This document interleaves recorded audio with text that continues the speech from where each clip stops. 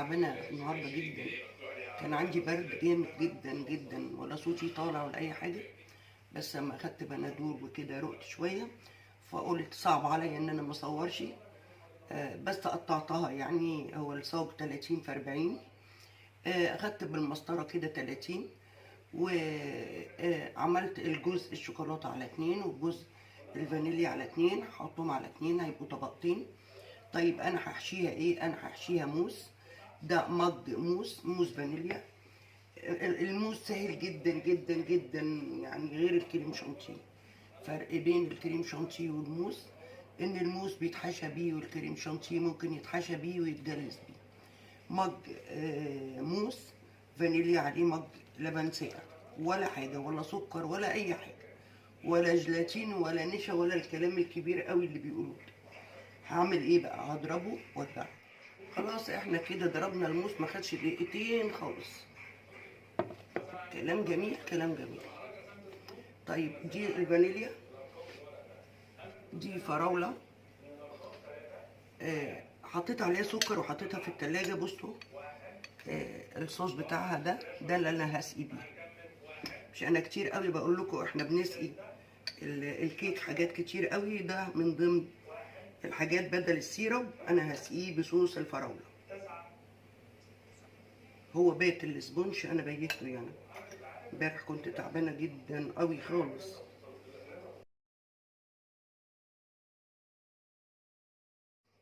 حطينا الموز في كيس الحلواني بالشكل ده. ابتدي بقى ايه؟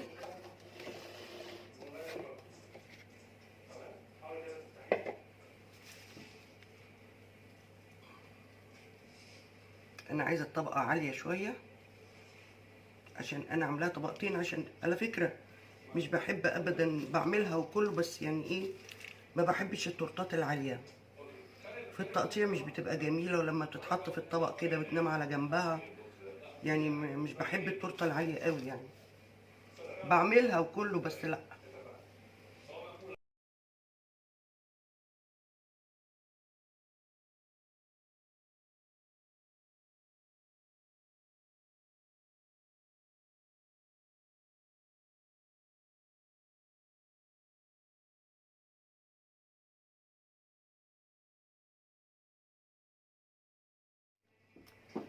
اسويها بقى بالسباتشولا كده. بص الموس ناعم ازاي، وجميل جميل في الطعم كمان. بيخلي التورتيه من جوه مختلفه غير الكريم شانتيه. رغم ان انا بحط على الكريم شانتيه كريمه لباني، لكن الموس اوقع، اغنى.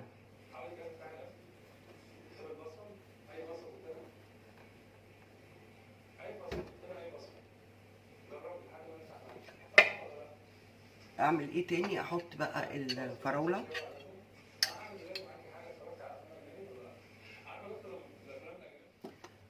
خلصت جزء الفانيليا، هعمل بقى جزء الشوكولاته.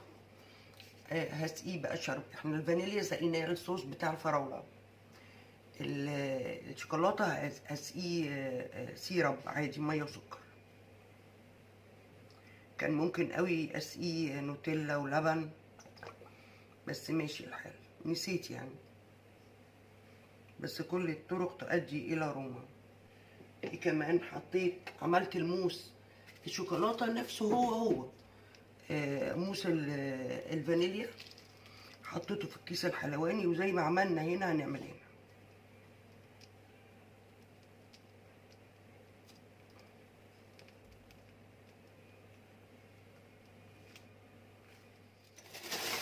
عندي بقى شويه بندق كسرتهم. البندق غالي جدا يا ولاد، بقى ب 300 جنيه. ربنا يرحمنا برحمته.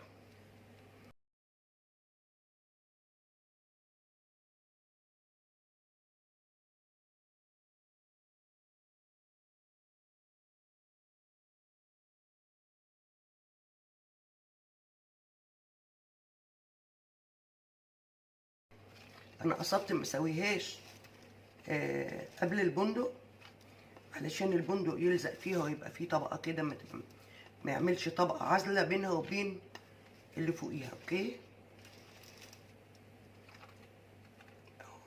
الموز بقى من خصائصه يعني ان هو لما بيخش التلاجة بيجمد، بيعمل طبقة غير الكريم شانتيه.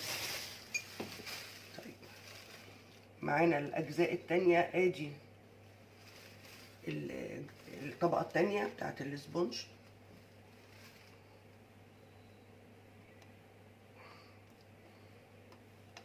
اهو كده. والطبقة بتاعت الشوكولاتة. طبعا الحاجات دي كلها انا قايساها بالمسطرة، بس كنت ناوية ما اصورش، بس ايه الشوق غلبني يعني.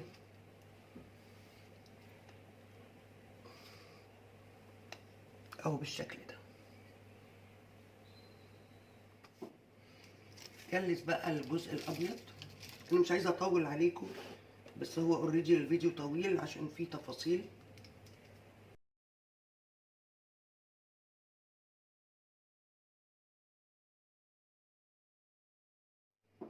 حطينا بقى الكريم شانتيه كده، هبتدي بقى اجلسها بالسكرابر.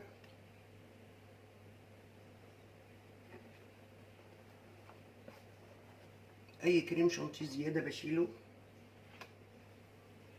تجليس المربعه او المستطيله اسهل من تجليس التورته المدوره.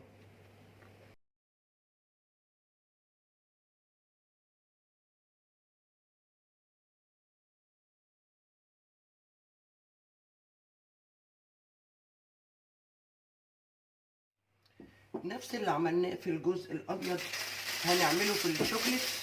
وطبعا نسيت اقول لكم، لان انا قايلاه مرارا وتكرارا، الكريم شانتيه بيتعمل ازاي. مج كريم شانتيه عليه مج ميه او لبن، بس دايما يعني بنفضل الميه علشان لو قعدت يومين 3 طعمها ما يغيرش. وبحلي السكر او اللبن واضربهم بيهم لمده 10 دقايق 7 دقايق. كل ما تضربي الكريم شانتيه فتره اطول، كل ما يديكي نتيجه هشه واحلى. نفس اللي عملته مع الفانيليا هعمله مع الشوكليت. وده كريم شانتيه انا حاطه عليه جناش شوكولاته، مش حاطه كاكاو، بحب جناش الشوكولاته طعمها اغنى. اجلس وارجع لكم. انا جلستها وحطيتها في التلاجة من امبارح. اكمل بقى تزيينها. معايا الجناش اللي احنا دايما متعودين نعملوه، اللي هو عباره عن نص مج ميه، معلقتين 3 زيت نوع كويس، معلقتين كبار كريم شانتيه، ونقلبهم على البارد ونحطهم على نار هاديه. قبل الغليه اكون مكسره 200 جرام شوكولاته سما، واحطها على المقدار.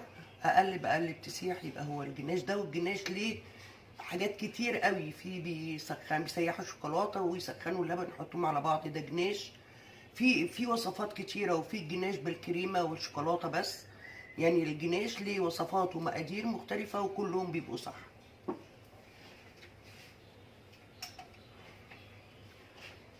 حطيت طبعا الجناش في كيس حلواني صغير، هقصه بس حته رفيعه قوي من تحت كده. نبتدي بقى نعمل الدريبات بتاعتنا.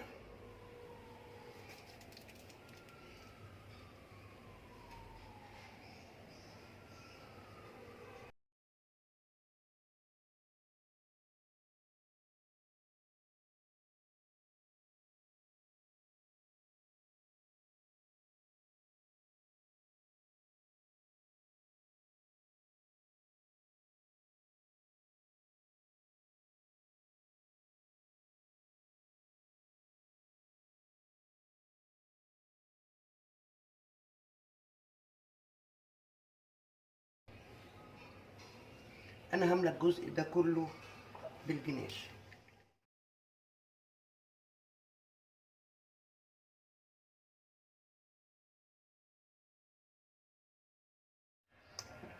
طبعا هزمت التورتايه من تحت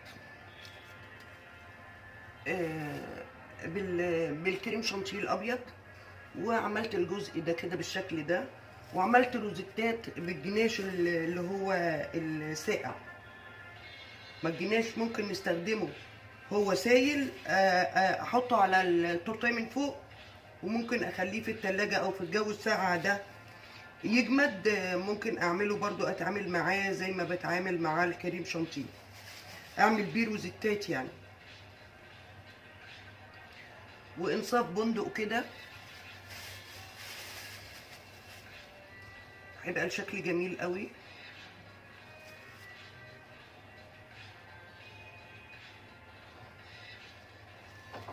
معايا كونو اللي هو بيبقى بالشوكولاته، ده حلو قوي، حلو قوي في تزيين التورتات. يعني بتجيبي ب10 جنيه ب20 جنيه تخليهم عندك.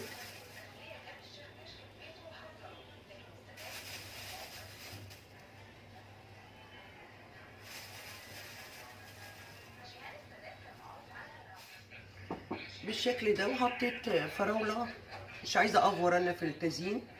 حطيت الفراوله جزء منها في الشوكولاته في الجناش، والجزء الابيض قطعت تفاح شرايح.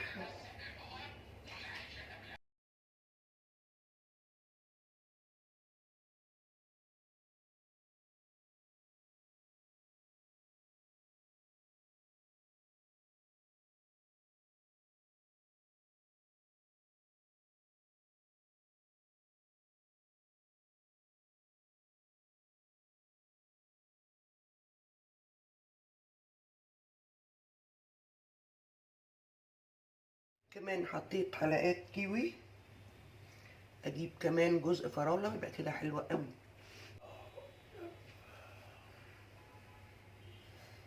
بس مش اكتر من كده، والباقي دول كلهم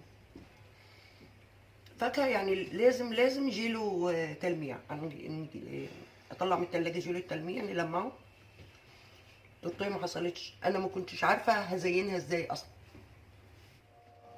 كنت معاكم اماني من مطبخ مصريه، بحبكم كلكم، واتفضلوا معانا عيد الميلاد. باي باي.